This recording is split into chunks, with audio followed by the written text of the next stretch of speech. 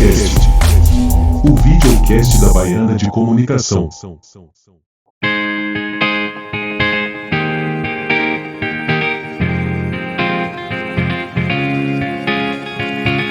Escola Baiana de Comunicação, única, diferenciada, 100% comunicação.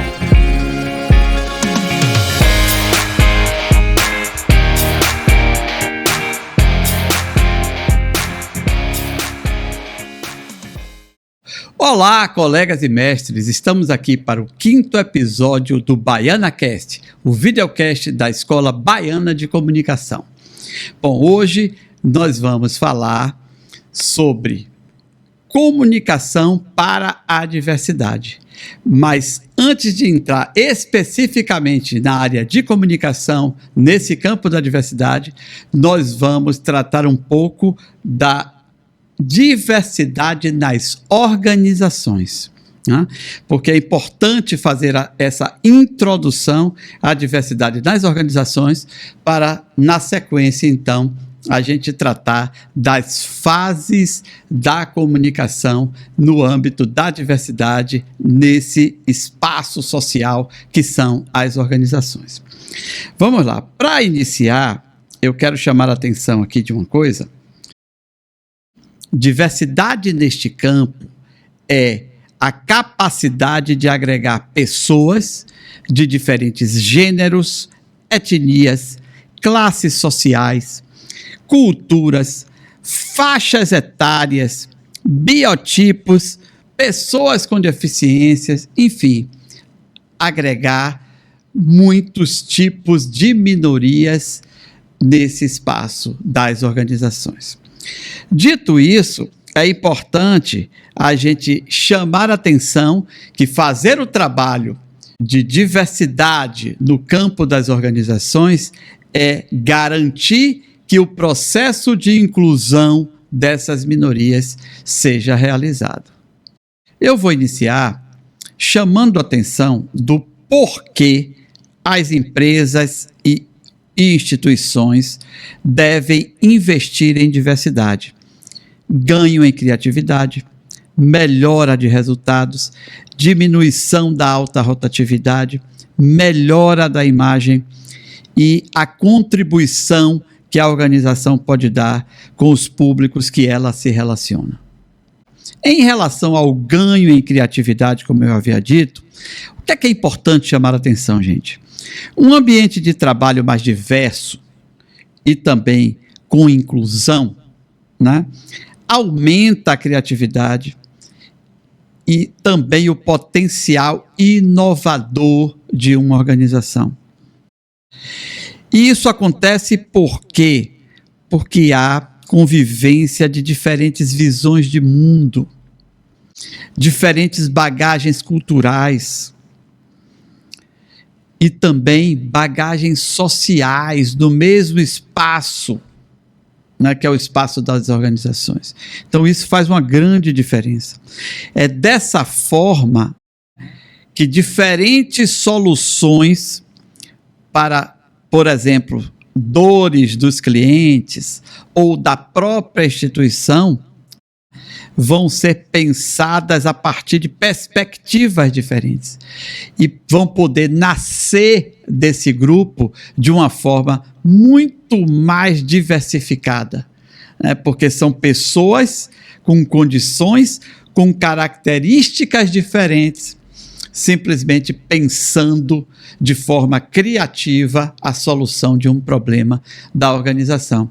Imaginemos que surja um problema para a relação da organização com um cadeirante. Uma coisa sou eu, é você que não é cadeirante, pensar em uma solução para um cadeirante. Outra coisa diferente é se você tem um cadeirante, né, na sua equipe, ou cadeirantes, né, na sua equipe, que tem um lugar de fala, que sente as dores de ser cadeirante e também sabe o que é ser cadeirante na sociedade para pensar uma solução para isso. Obviamente que com a visão de toda a equipe, adequando essas ideias para a melhor solução. Mas obviamente que o ganho em criatividade é absurdo. Um outro item que eu chamei a atenção aqui de vocês foi o da melhora dos resultados, né? É claro que a produtividade está associada ao sentimento de pertencimento das pessoas a uma organização. É a tal da história do vestir a camisa. Se uma pessoa se sente incluída, né? Se ela se sente parte daquela equipe, mesmo com todas as suas diferenças, ela então, obviamente, vai dar muito mais, né? Vai se entregar muito mais para aquele trabalho, para aquela organização. E isso é importantíssimo para os resultados que a organização vai obter, porque a produtividade dessa pessoa vai ser muito maior do que em um lugar que ela não se sinta incluída, que ela não tenha voz, obviamente. Então isso é outro ponto importantíssimo, né? O da melhora dos resultados. Então, só para fechar esse tópico, chamando a atenção de que as empresas que são abertas à diversidade proporcionam sempre melhores resultados do que as que não são. Além disso, elas sempre vão ajudar em soluções que são mais complexas e fornecer, claro, a essa empresa, a essa marca, a essa instituição, um ambiente muito mais interessante do ponto de vista do seu posicionamento para a sociedade. Um outro ponto, que é a diminuição da alta rotatividade. Obviamente que se você tem uma equipe engajada, se você tem uma equipe que de fato se envolve com as questões da organização, claro que essa pessoa não vai pensar em sair dessa organização. Então, a retenção dos talentos, a retenção dos bons profissionais por uma organização que investe em diversidade é muito grande. E é por isso que a alta rotatividade, um dos grandes males que nós temos hoje no ambiente de trabalho, né, no mercado, automaticamente esse mal ele é erradicado da sua organização. E isso deixa de ser um problema, ou seja, mais um problema, né, para o gestor dessa empresa. Então, isso é muito importante também. Mais uma questão, melhora a imagem da organização, investir em diversidade, né? Aqui é importante dizer o seguinte, né, que a criação e a promoção da cultura diversa feitas pelas razões certas, né? É importante chamar a atenção disso. Você não pode pensar em montar uma equipe diversa porque isso é algo que todas as empresas estão fazendo. Faz parte de uma corrente e que você precisa entrar para não estar fora. Não, você tem que investir em diversidade porque você acredita que isso vai fazer diferença no dia a dia da sua organização. Então, quando a gente faz isso com os motivos certos, certamente isso vai fazer diferença na sua imagem. Porque as pessoas, por mais que você imagine que você possa enganar, as pessoas não são facilmente enganadas. Algumas até fingem que são enganadas por algum tempo por conveniência, mas a maioria das pessoas não são enganadas pelos discursos hipócritas das organizações e empresas, né? Então, é importante a gente entender que a gente não engana muita gente por muito tempo. A gente pode até enganar algumas por algum tempo, mas nunca todo mundo pelo tempo todo. Então, é muito importante que a gente tenha as razões certas. E quando as pessoas percebem que estão em um projeto que realmente é feito porque aquilo é parte, né, do objetivo da organização, né, então realmente isso faz diferença. Por quê? Eu sempre digo, né, quem já foi meu aluno ao longo de toda a minha trajetória acadêmica, já ouviu, aluno ou aluna, já ouviu de mim o seguinte: públicos internos são instrumentos de comunicação externa, ou seja, os públicos internos, as pessoas que trabalham na organização, levam para fora informações sobre a organização que trabalha, porque elas têm relações lá fora, relações familiares, relações de amizades, diversas relações. E claro, ao levar essa informação, isso pode ser de um modo qualificado, né? Porque ela é engajada, ela comprou o discurso organizacional, ou simplesmente porque ela vai falar o que ela pensa da organização sem nenhuma relação ou engajamento com ela. Então é muito importante que trabalhar essa diversidade é de fato algo muito sério, né? Muito importante a gente pensar nisso. E por último, eu quero chamar a atenção de que a comunicação entra nesse processo a partir de 3 fases.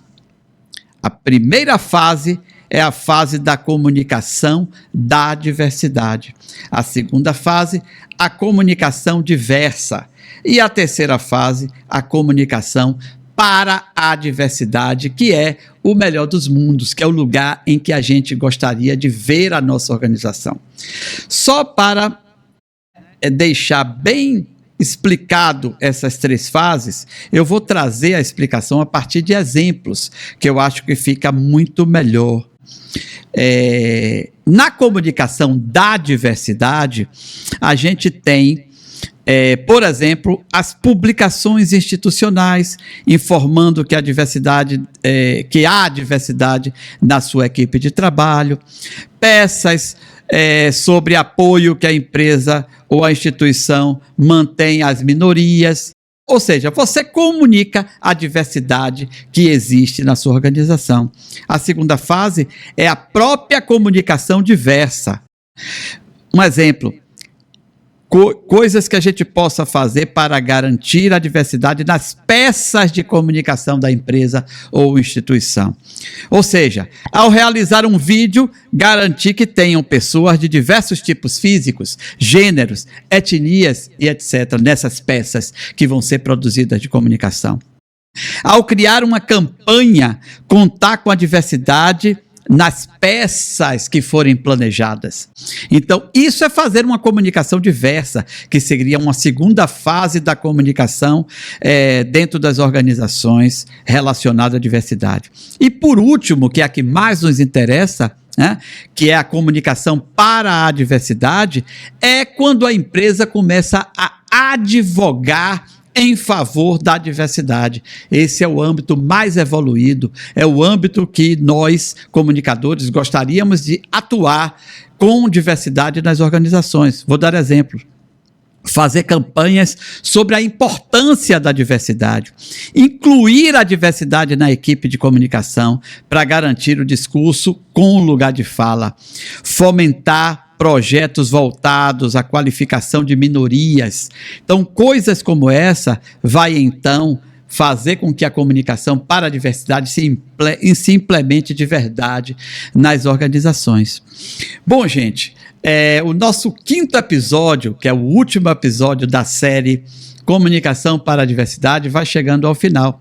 Mas eu aqui já quero te convidar para que na próxima segunda-feira você esteja comigo novamente aqui na TV Quirimurê, canal 10.3, às 18 horas, para darmos continuidade ao nosso BaianaCast, o videocast da Escola Baiana de Comunicação.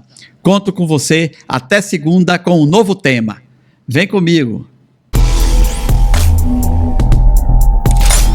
BaianaCast, o videocast da Baiana de Comunicação. Escola Baiana de Comunicação, única, diferenciada, 100% comunicação.